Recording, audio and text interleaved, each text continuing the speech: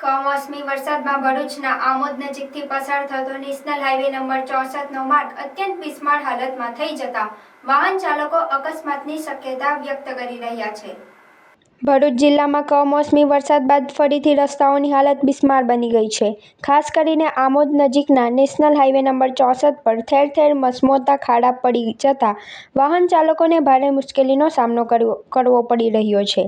થોડા મહિના પહેલા જ રોડ પર પેચિંગ વર્ક કરવામાં આવ્યું હતું, છતાં થોડા વરસાદમાં જ રસ્તો બિસ્માર બની ગયો છે।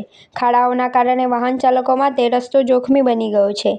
રાત્રિના સમયે અકસ્માતનો ભય વ્યક્ત કરવામાં આવી રહ્યો છે। वाहन चालकों ये मार्गना तात्कालिक समारकामनी मांग करी है। मैं दाएं से भर के आ रहा हूँ, सीतम को उन्मोल जा रहा हूँ और ये रोड की हालत देख से और बहुत परेशान।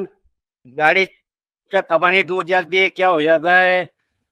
हाँ, ये करोड़ा ना खर्चा ये मिक्सी नहीं मिल रहा है। ये देखो ना, पूरा गुजारा पत्ता डाल के और 1 करोड़ बिक्री बना है ये तो क्या कहना चाहोगे कॉन्ट्रैक्टर को? गवर्नमेंट बहुत अच्छा है, देखो ना गुलाब का फूल खिल रहा है, रोड नहीं। હાય હીર, હાય। અરે કેમ શું થયું? તારા મોઢા પર કેમ 12 વાગ્યા છે? અરે જવા દે ને, કેટલી મહેનત કરીને મમ્મી માટે ડિનર સેટ લાવી અને મમ્મી કહે કે નકરું પ્લાસ્ટિક લઈને આવી છે, હવે એક્સચેન્જ કરાવીને સ્ટીલનું ડિનર સેટ લાવવા કહે છે। હા તો એમાં શું થયું? સ્ટીલનું લઈ આવો। અરે જવા દે ને, ક્યાંથી સ્ટીલનું લાવું? આજકાલ સ્ટીલના વાસણો ક્યાં સારા મળે છે? કાં તો એ કટાઈ જાય, ફાટી જાય કે છેલ્લે કઈ નહીં તો વળી જાય। હવે સ્ટીલના વાસણો નહીં ફાટે, વળે કે નહીં કટાય।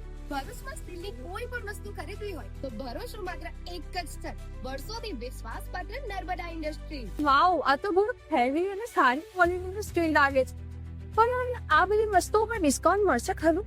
અરે આ બધી વસ્તુ તને હોલસેલ ભાવમાં મળી જશે। ભરૂચના બધા હોટેલ્સ વાળા, કેટરિંગ વાળા બધા અહીંથી જ વાસણો ખરીદે છે। માત્ર ભરૂચમાં જ નહીં પણ વિદેશમાં પણ નર્મદા ઇન્ડસ્ટ્રીના ટ્રાયપ્લાય વાસણોની ખૂબ જ માંગ છે, એટલે જ વિદેશમાં રહેતા લોકો વાસણો ખરીદવા માટે નર્મદા ઇન્ડસ્ટ્રીને જ પસંદ કરે છે।